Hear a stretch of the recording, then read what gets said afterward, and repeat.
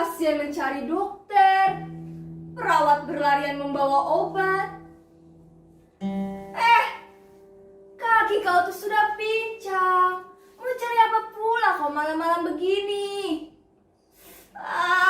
Tambah pusing palaku. Iya. Aku kan yang sedang sakit. Cerewet kali kau jadi suster. Namaku Mona. Kau cukup panggil aku Opung saja. Ya, ngerti? Itu nama diberi orang tuaku sebagai peruntungan dan umur panjang. Jadi, kau daftarkan saja dengan Opung gitu ya? Ya. Sudah kubilang catat saja Opung. Titik. Tak perlu kau pakai itu Mona. Itu nama KTP. Sudah kau periksa. Apa? Kau tanya apa tadi? Penonton saja tidak dengar. Coba kau ulang tanya sekali lagi ya. Oh, itu. Begini kronologisnya.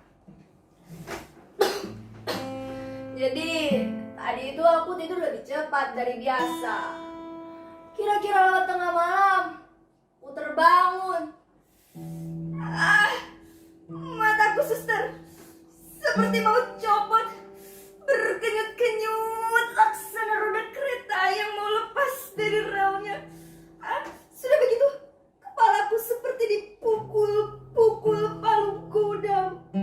Sakit dan berat. Bukan cuma itu suster, leherku kaku seperti besi baja. Aku jadi heran. Ini penyakit apa? Datang tak pernah kuundang. Kalau ku tendang, tak pergi pula dia. Nah, tiba-tiba ini sakit datang tidak tepat waktunya. Jadi aku belum bersiap, ia sudah nyeruduk saja masuk ke dalam kamarku dan membetot mataku. Aduh, sakit. Kenapa kau tidak tolong aku, suster? Ini mataku ikut kenyot-kenyot karena terharu melihat perutku yang melilit. Cepat! Kau ambil. Aku memutar ini. Cepat!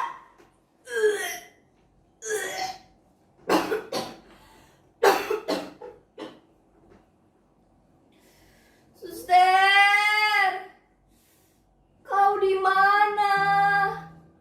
Aku lapar sekarang. Boleh aku makan dulu? Setidaknya sebelum jarum infus itu kau tusukan ke nadiku.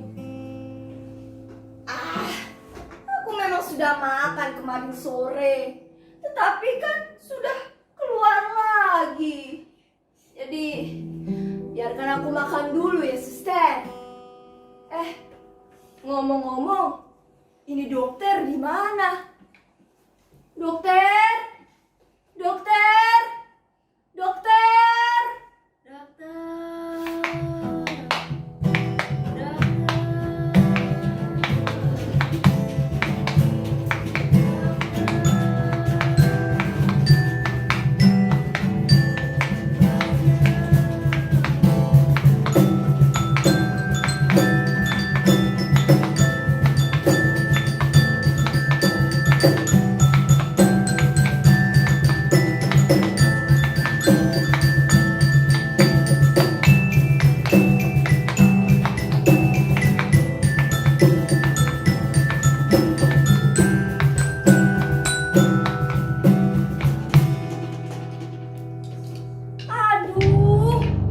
Sudah tengah malam begini, masih saja datang pasien. Tunggu. Dasar supir angkot. Bagaimana mungkin ngantar korban tabrak lari? Ditinggal kabur. Jabatanku memang sekedar perawat di sini. Tetapi aku yang menentukan nasibmu. Camkan itu. Mana mungkin kau bisa bayar di UGD ini? Masa ditanya nama saja tidak menyaut? Kan semua orang punya nama. Karena pasti punya KTP kan? Aku belum tanya kau soal siapa yang akan menanggung biaya perawatanmu selama kau dirawat di sini. Sana, kau tanyakan saja pada penonton. Mana ada sih rumah sakit terbaik dengan dokter-dokter dan suster terbaik gratis? Nggak ada kan? Nggak ada kan penonton? Tuh, penonton aja jawab nggak ada. Nah kau, aku tak tahu asal-usulmu, tiba-tiba dengan tubuh penuh luka, nyeruduk saja masuk UGD. Memang ini UGD mbahmu? Meski namanya unit gawat darurat, rumah sakit ini juga punya prosedur untuk membantu. Pertama, aku harus tahu dong, kau siapa? Dari mana asalmu? Penduduk sah atau liar? Kedua, siapa orang tuamu? Siapa yang akan menjamin biaya perawatanmu selama kau dirawat di sini? Jadi, protap itu harus kau penuhi dulu, barulah minta perawatan. Nah, apa? Oh, soal menolong orang itu soal lain. Rumah sakit ini bukan lembaga sosial. Jelas dalam akte pendiriannya sebagai lembaga bisnis. Kata siapa tidak boleh cari untung dari orang sakit? Selama tidak mendoakan orang sakit, kan tetap halal. Lagi pula, siapa suruh kan kau sakit? Jadi, meski aku bukan pemilik rumah sakit ini, aku memiliki wewenang untuk menyeleksi pasien mana yang boleh dirawat di sini dan mana yang tidak. Bahkan, dokternya pun aku yang menentukan. Kalau ada dokter sosial gitu, tidak akan aku terima. Itu pemborosan anggaran. Baik, sekarang aku tanya sekali lagi. Sebelum aku panggil dokter, kira-kira siapa yang akan menjamin perawatanmu selama kau dirawat di sini? Kalau lihat bentuk kepalamu, coba kalian pegang kepala masing-masing. Penyak-penyok kan? Itu tanda-tanda klinis kau mengalami benturan keras. Bisa saja karena masa lalumu atau kecelakaan fatal di jalan. Apa kau siap menanggungnya? Kalau kau siap, aku akan beberkan tahapan tindakan medisnya. Pertama, kau harus menjalani MRI alias Magnetic Resonance Imaging. Itu saja biayanya bisa sampai 5 juta sendiri. Itu baru kepala. Kalau aku lihat, itu kakimu juga mengalami patah tulang kan? Nah, untuk memastikan kakimu itu masih utuh atau sudah remuk, itu juga perlu tindakan MRI atau setidaknya ronsen. Ronsen itu sudah tindakan medis, jadi kau tetap akan dikenakan biaya setidaknya 2 juta rupiah. Jadi untuk kepala dan kaki saja kau harus menyediakan uang sebanyak 7 juta. 7 juta rupiah loh. Apa kau sanggup? Melihat tampilanmu yang kere begini, aku sangat yakin kau bukan tipe orang yang bisa membayar biaya pengobatanmu sendiri. Hitungan tadi belum termasuk tindakan medis lainnya loh.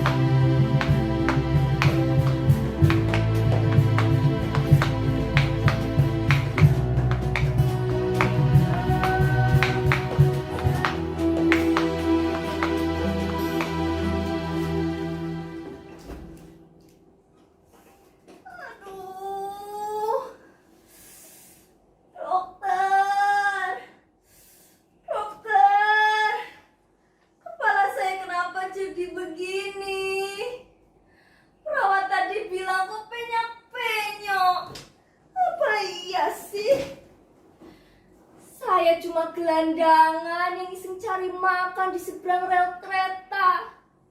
Mungkin karena perut keroncongan sejak 2 hari, telinga gak mau kerja sama. Ditambah otak tidak mampu menalar klakson peringatan dari masinis. Bahkan saya tidak merasa apa-apa ketika konon tabrak lari itu terjadi. Saya tidak mengerti mengapa kereta terus saja melaju walau telah menabrak keres seperti saya. Saudara tahu, kereta itu kini jadi musuh orang kecil justru setelah bernama komuter lain dan MRT. Dulu ketika namanya masih KRL, saya bebas saja duduk di atap kereta untuk bolak-balik Rangkas Bitung Tanah Abang. Tidak perlu bayar, tinggal kuat-kuatan gelantungan. Atau kalau lebih kuat, kok bisa langsung naik ke atap gerbong. Di sana lebih aman. Nah, tahu-tahu sekarang saya di sini, di rumah sakit Gedongan.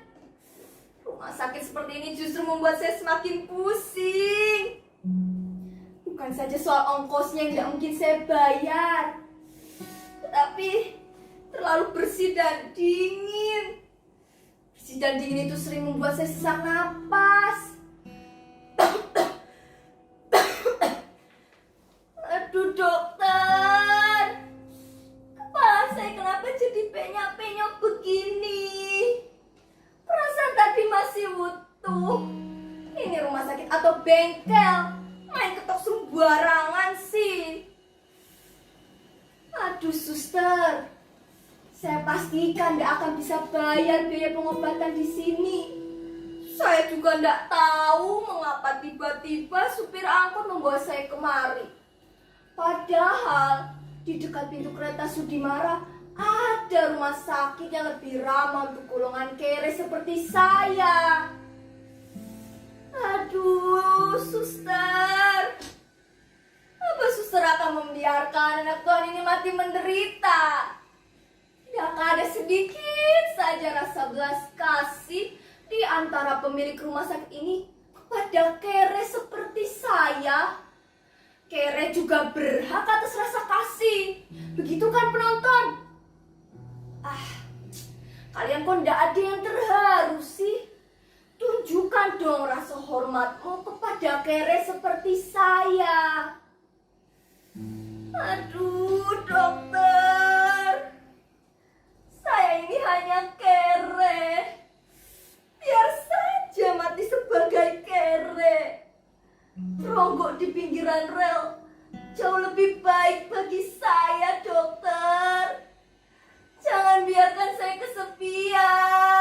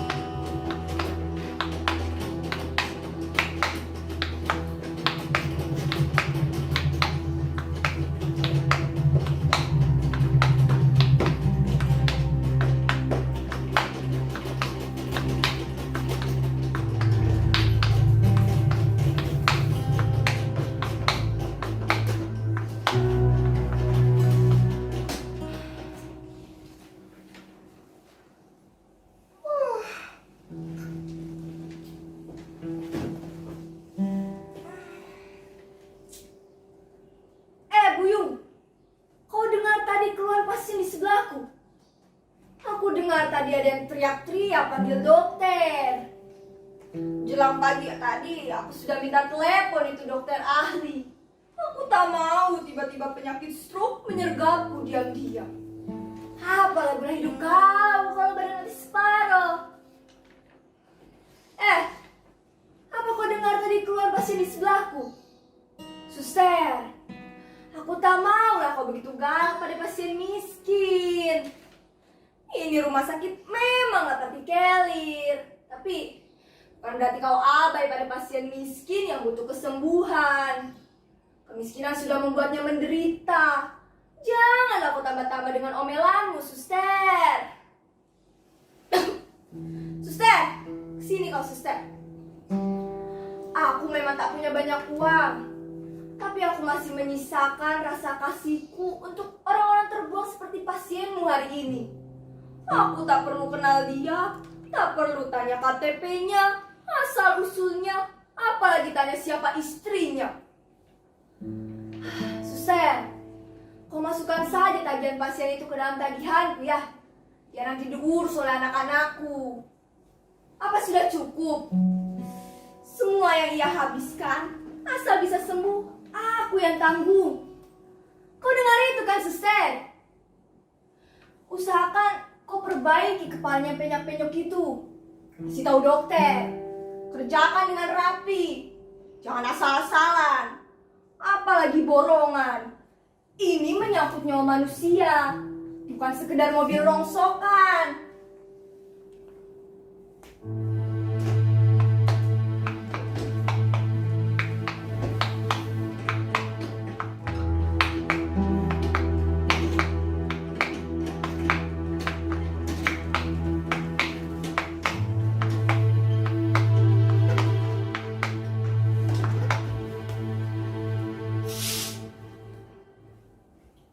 Permisi, apa benar Anda bernama Opung Mona? Kok siapa berani-berani sebut Mona? Tapi benar kan ini Opung Mona? Kau sebut saja Opung. Baik Opung, perkenalkan, saya Raden Mas Kencono. Kau Raden rupanya. Nah, ada apa kau kemari? Begini Opung, kami hanya ingin menyampaikan kami sangat berterima kasih karena Opung telah mau menanggung biaya perawatan pasien yang ada di sebelah Opung. Cuma masalahnya, apa lagi? Aku kan sudah bilang, masukkan saja tagihan pasien itu ke dalam tagihanku. Ini bukan soal mencari pahala loh Pak Direktur Raden. Aku hanya ingin ia mendapatkan kesembuhannya kembali. Oh iya, tolong kau nasihati sustermu itu ya. Jangan pernah ya remehkan orang, apalagi menghinanya. Siapapun dia, kaya miskin sama saja di mata Tuhan. Cukup. Aku tahu maksud Pak Direktur Raden. Anda meragukan apakah aku mampu membayar tagihan pasien itu kan? Tak perlulah ragu. Kalau kau tak percaya, bawa saja kwitansinya kemari, biar aku bayarkan di sini.